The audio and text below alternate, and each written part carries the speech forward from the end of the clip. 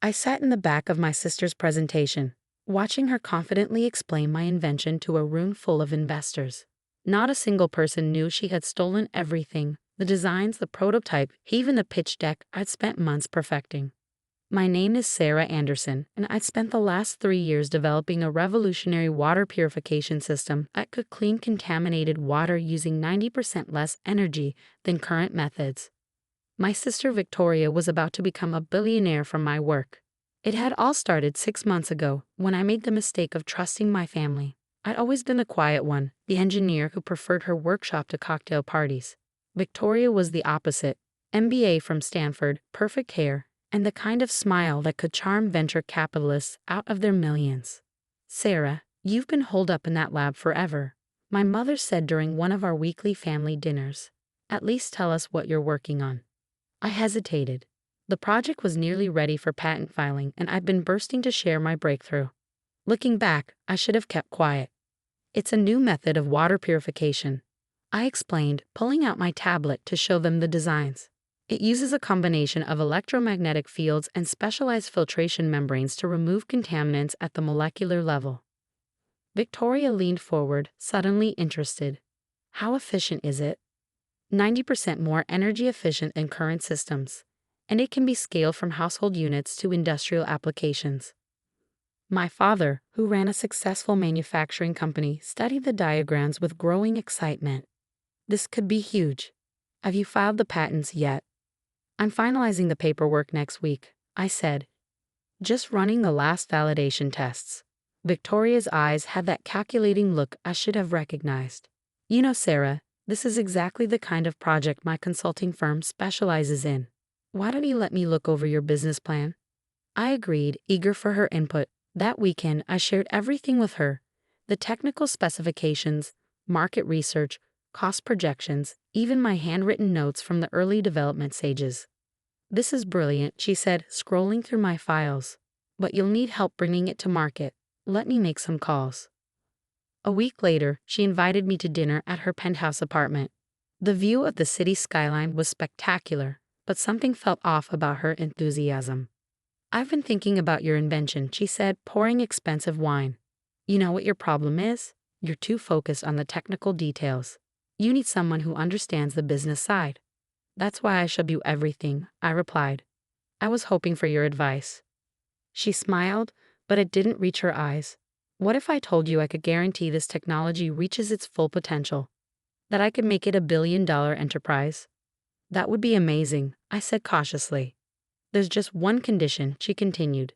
"The market needs a face they can trust. Someone with business credentials, connections, proven success." I felt my stomach drop. "What are you saying?" "I'm saying this would work better if I took the lead. You can stay in the lab, do the technical work, but I'll be the one presenting to investors, handling the business side." "Victoria, this is my invention. I've spent years in a basement lab," she cut me off. "Be realistic, Sarah. Who's going to invest millions based on presentations from an awkward engineer? You need me." I stood up, my wine glass shaking. "No, absolutely not. I'm filing the patents under my name." Her smile turned cold. "Are you sure about that?" 2 days later, my laptop disappeared from my lab. The external hard drive containing my backup files vanished from my apartment. Even my cloud storage had been wiped clean. Someone had used my emergency password, which I'd only ever shared with family. I was gathering what remained of my documentation when my mother called. "Family dinner tonight," she said firmly. "Your father has an exciting announcement." I walked into our parents' dining room that evening to find the table set for a celebration. Victoria sat in my usual place, wearing a designer suit and a triumphant smile. "Everyone," my father announced, beaming with pride, "your sister has done something extraordinary. Victoria, tell them your news." She stood holding up a glass of champagne. "I'm pleased to announce that Anderson Global Solutions has developed a groundbreaking water purification technology. We're filing patents this week and have already lined up meetings with major investors." The room erupted in congratulations. My mother wiped away tears of joy. My younger brother, Kevin, whistled in admiration. Initial projections value the technology at over $1 billion. Victoria continued. "Dad has already agreed to handle manufacturing through his company." I sat there, frozen in disbelief as my sister claimed credit for years of my work. When I tried to speak, my father cut me off. "Now, Sarah," he said quietly, "don't make a scene. Victoria has the business expertise to make this successful. You should be grateful she's willing to take it on." Grateful? I stood up so quickly my chair toppled backward. "She stole my invention." Victoria's face hardened. "I have no idea what you're talking about. Do you have any proof this was your work?" That was the moment I realized how thoroughly she planned this. She'd taken everything, my files, my prototypes, my notes. Without documentation, it would be my word against hers. "Face it, little sister," she said smoothly, "you're not cut out for the business world. Let me handle this." I walked out of that dinner feeling hollow. Everything I'd worked for, everything I'd dreamed of achieving, had been stolen by my own sister. But what Victoria didn't know was that I hadn't been completely naive. Years of working in competitive research labs had taught me to be careful. And I had one final backup, one she couldn't possibly know about. The next morning, I made 2 phone calls. The first was to Dr. James Chen, my old professor from MIT, who had mentored me through the early stages of the project. "They did what?" His voice crackled with anger when I explained the situation. "I need your help, Dr. Chen. Remember those progress reports I sent you? The encrypted ones? Of course, I have them all archived with timestamps." My second call was to Patricia Martinez, a patent attorney known for handling high-profile intellectual property disputes. Her reputation for being ruthless was exactly what I needed. "Ms. Anderson," she said after hearing my story, "do you have any idea how valuable this technology is? Victoria seems to think it's worth $1 billion. More, much more. And if what you're telling me is true, your sister just committed intellectual property theft on a massive scale." I took a deep breath. "I can prove it was my invention. I just need time." "Time," Patricia said thoughtfully, "and a certain amount of theatrical timing. Tell me, when is your sister filing the patent application?" "Next week. She's making a big show of it, invited journalists, investors, even local politicians to watch her submit the paperwork." Patricia's laugh was cold. "Perfect, because I got something better than a patent application. I've got a surprise that will make your sister wish she'd never heard of intellectual property law." As I hung up the phone, I looked at the small USB drive in my hand, the one Victoria didn't know about, the one I'd kept in a safety deposit box since the beginning. It contained everything: dated design files, video logs of my testing process, and most importantly, proof that I'd already filed a provisional patent application months ago. Victoria thought she had stolen my future. She was about to learn just how wrong she was. I sat down at my computer and began typing an email to every person on Victoria's invitation list for the patent filing ceremony. They were about to witness something, all right, just not what my sister had planned. The real show was about to begin. The date of Victoria's patent filing ceremony arrived with all the fanfare she'd planned. The atrium of the patent office had been transformed into a makeshift press conference space, complete with a podium bearing the Anderson Global Solutions logo. I stood at the back of the room, watching investors and journalists file in. Victoria worked the crowd like a professional, shaking hands and flashing her practice smile. Our parents sat in the front row, beaming with pride. "Ready?" Patricia Martinez appeared beside me, carrying a sleek briefcase. I nodded, gripping my own laptop bag tightly. Inside was the USB drive containing 3 years of my life's work. "Remember," Patricia said quietly, "timing is everything. Let her start her presentation before we make our move." Victoria stepped up to the podium, looking flawless in an expensive suit. "Thank you all for coming today," she began. "We're here to witness a historic moment in environmental technology." I tuned out her speech, having heard every line during our family dinner. Instead, I watched the faces in the crowd. Investors leaned forward, already calculating their potential returns. Journalists scribbled notes about the brilliant businesswoman revolutionizing water purification. "The applications of this technology are limitless," Victoria continued. "From developing nations to industrial use, our system will transform how the world handles water contamination." Our father nodded approvingly. Our mother dabbed at her eyes with a monogrammed handkerchief. And now, Victoria gestured to her assistant, who approached with a tablet. "I'll demonstrate the patent filing process." "Excuse me," Patricia's voice cut through the room like a knife. "Before you proceed, I have something relevant to share." Victoria's smile flickered. I'm sorry, this is a private event. Patricia Martinez, intellectual property attorney, she introduced herself, striding to the front. And I'm here representing the true inventor of this technology. The room erupted in murmurs. Victoria's face hardened. I don't know what you're talking about. I invented this system. Did you? Patricia connected my laptop to the room's projection system.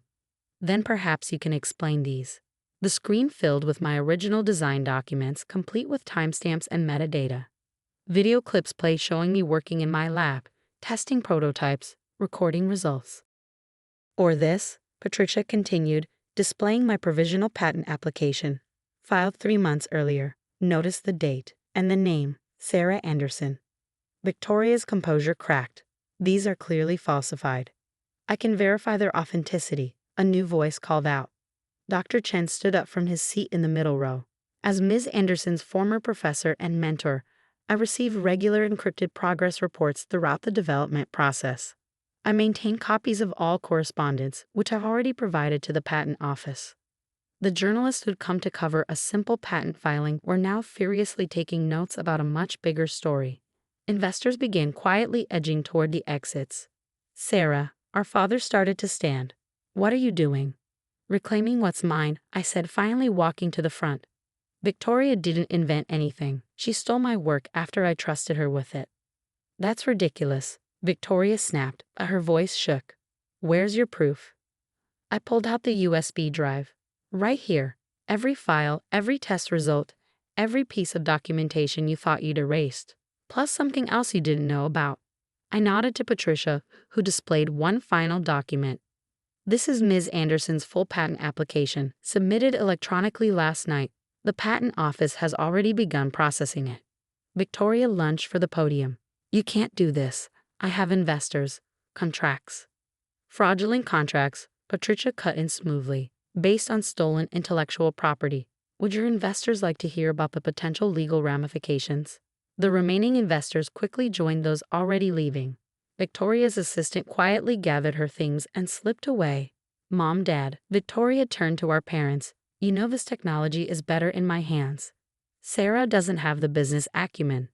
What I have, I interrupted, is a partnership agreement with Aquatech International.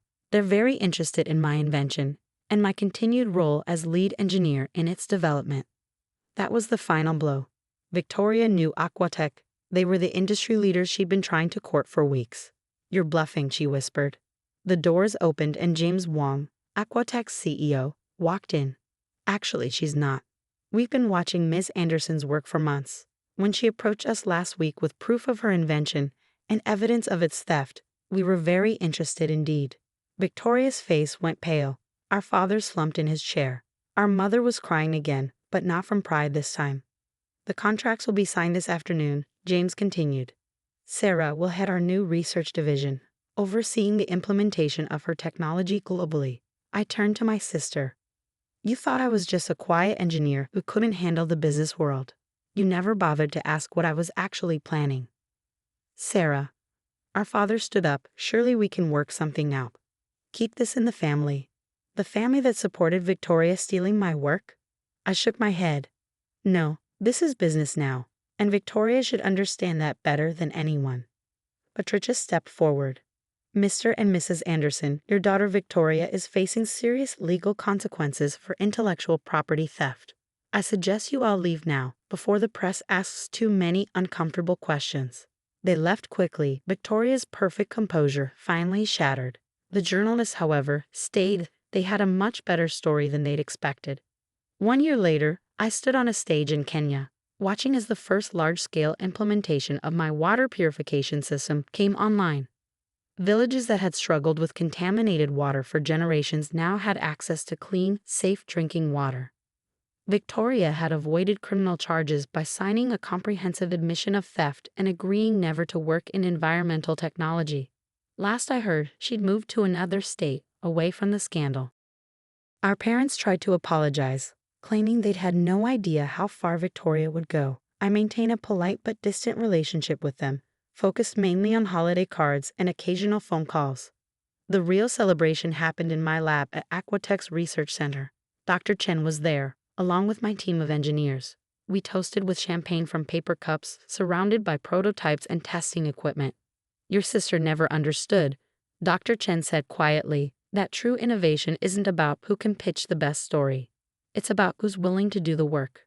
He was right. Victoria had seen only the potential profits, not the years of research, the failed attempts, the endless refinements that went into creating something revolutionary. Last week, I received an envelope from the patent office, my second patent, for an improved version of the system.